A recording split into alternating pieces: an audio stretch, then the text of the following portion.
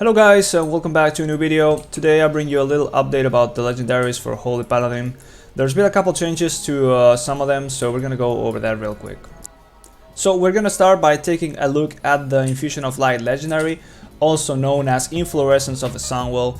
So what this legendary used to do is it gave you 2 stacks of Infusion of Light when you actually got a proc of Infusion. Now you can see I got 2 stacks up here instead of 1. But what it used to do is it guaranteed getting 1 holy power when you consumed Infusion with Holy Light. So what that's been changed now to is instead of being a guarantee, it's only a 30% chance of getting that 1 extra holy power. So with this change, it pretty much rules out the possibility of using this legendary for things such as spamming Holy Light on the target when you have Infusion of Light for getting 3 holy powers. So as you can see, I only got 2 holy power again, and I'm healing myself who has a beacon target. So yeah, you can see I did get 3 this time around. So now this not being guaranteed just means that it's too inconsistent and it's no longer something that we are going to be able to abuse in raids. Unless the Infusion of Light playstyle with Holy Light is the go-to for raids, this is not something that we're going to be using, and this legendary is pretty much going to be ruled out instantly every time.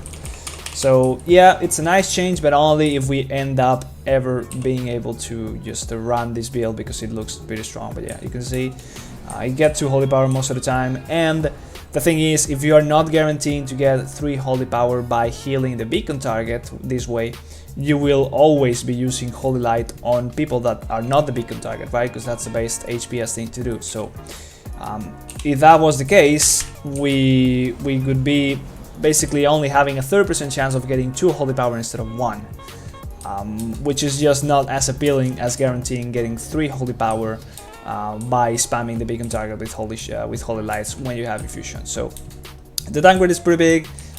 This pretty much means that there is just no chance that we end up using this unless the build for Holy Light looks to be really strong, and for now that's just not the case. So yeah, that's pretty much it for this legendary. So next up, there's been a change, or a big one, to the Ashen Hallow legendary. So they've changed how the cooldown reduction applies. There's been a little bit of a tweak to the formula, and it still says it reduces the cooldown up to 50%, but it doesn't scale the same way that it did before. So now if we do drop Ashen Hallow and we use Wings instantly right after, as we were doing before, and we do step out of Ashen Hallow as soon as Wings ran out, now we will not get Ashen Hallow on basically a 2-minute cooldown. It's gonna be a 2-minute 40-second cooldown. So before it almost lined up perfectly with Wings, now that's not really gonna happen. So we're running out of Ashen Hallow here, and we get it about a minute apart from Wings. So yeah, it's not very attractive anymore. It's still not that bad, but of course that just means that if you want to always use Ashen Hallow with Wings, you're gonna have to wait about a minute, or 40 seconds rather, if you play it perfectly with Wings on cooldown, which is overall gonna be a pretty big downgrade in terms of throughput. So that remains to be seen.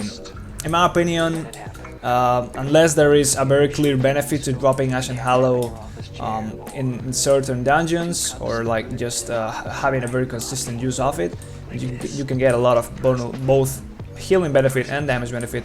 You're most likely going to still be running Mad Paragon for high and mythic plus. Now there's also been a change to the Kyrian legendary. The Kirin legendary, I do not have it because I am not Kirin, and this is the PTR, so I haven't bothered to do another character and like change the covenants and stuff. But there's been a change. I could pull it up right now here. So it no longer procs Glimmer, which is pretty fucking bad.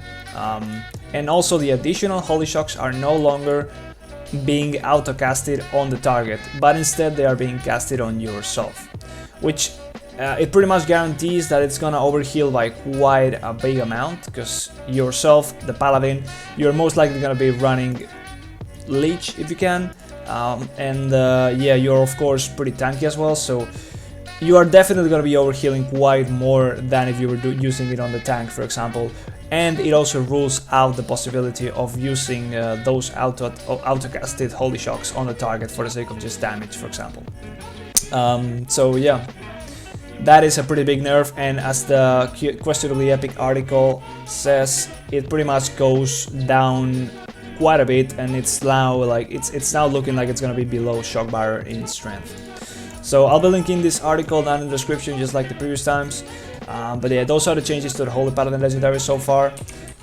Looks like they've just been tweaked down. We expected these changes to happen, but it's a bit underwhelming because it looks like we're going to be running pretty much the same as we are already running now. Shock barrier for increased HPS and Mad Paragon for increased DPS, although there's still a chance for more changes, of course, and there's still a chance that the Ashen Hallow legendary might not be that bad after all in certain scenario. Sorry. So yeah, that's it, guys. Thank you very much for watching, and yeah, if you enjoyed it, please drop a like, subscribe, and I'll see you next time. Bye.